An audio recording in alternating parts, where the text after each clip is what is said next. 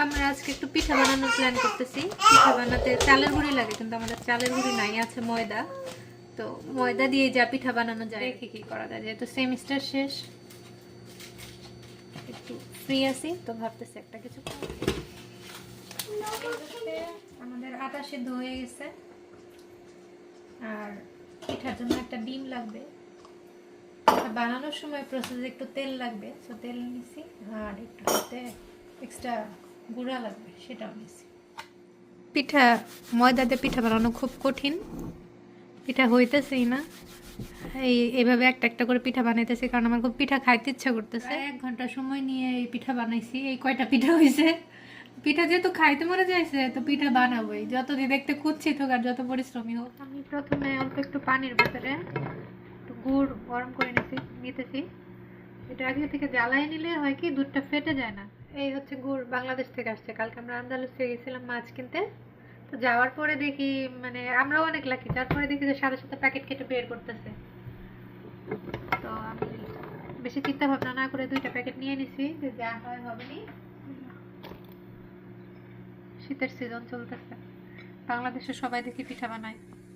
সন্ধ্যা হইলে আমাদের বাসায় এরকম মিষ্টি খেজুর গুড়ের স্মেল বের হইতো, আম্মু পিঠা বানাইতো। তো আমিও মিনিকে চেষ্টা করি একটু বাংলাদেশের মতো শৈশব দেওয়ার জন্য, যে ও একটু খাক না খাক, দেখবে তো যে এগুলা হয় বাংলাদেশে। এখন এটা সিদ্ধ হয়ে গেলে তারপরে একটুখানি দুধ মিশিয়ে আর একটু বলক তুলে নামায় ফেলবো। পিঠা সিদ্ধ হয়ে গেছে, এখন আমরা একটু দুধ মিশিয়ে দিব এটার মধ্যে।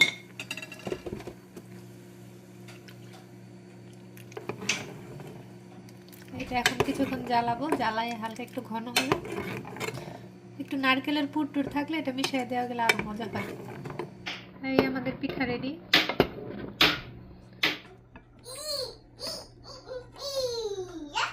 এটা দেখতে খুবই সুন্দর হয়েছে, স্মেলটাও ভালো বের হয়েছে, কিন্তু বহুতই পরিশ্রম।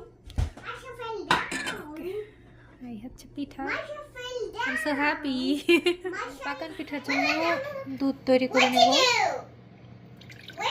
একটু দারচিনি, এলাচ, তেজপাতা আমি দিয়ে নিচ্ছি। এটা রেডি হতে থাকবে, সাথে আর একটু চিনি আর লবণ দেব।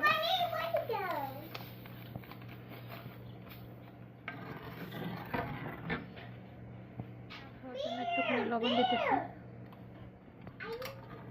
এই তো কতখানি আটা নিয়ে আমি হচ্ছে একটা ছোট্ট বলের মতো বানিয়ে নিছি। এরপর হাতে চাপ দিয়ে কাজ হচ্ছে নকশা বানানো। জানি না হবে কিনা, ফার্স্ট টাইম একা ট্রাই করতেছি। আগে করছি শ্বশুরবাড়িতে, মানে যারা এক্সপার্ট আছে ওদের তত্ত্বাবধানে, ওরা করতো, ওদের সাথে সাথে বানাইতাম। তো এইবার প্রথম, বেশি ভালো হয় নাই।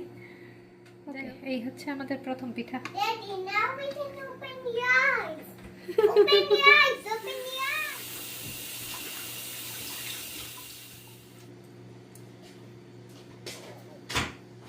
পিঠাগুলো তেলে ভেজে নিব।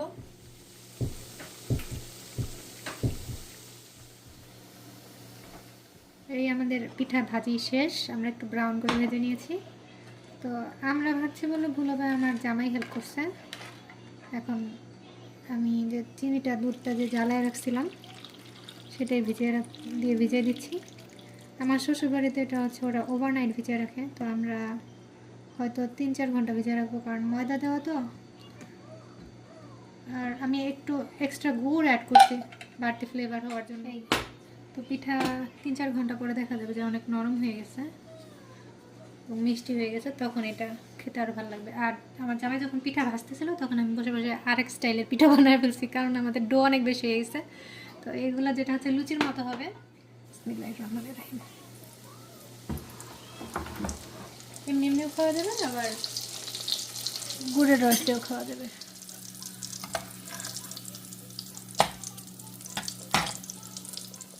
তো এই হচ্ছে আমাদের আরেকটা পিঠা, এটাও শেষের দিকে। এটা টেস্ট হচ্ছে মিষ্টি মিষ্টি, ক্রিস্পি। আর এই তো আমাদের আরেকটা পিঠা, আর সীমা পিঠা অলরেডি খাওয়া শেষ। তো এই হলো আমার সেমিস্টারের শেষের যে ক্যাপ, সেটা এনজয় করার ভিডিও। আল্লাহ হাফেজ, সবাই ভালো থাকবেন।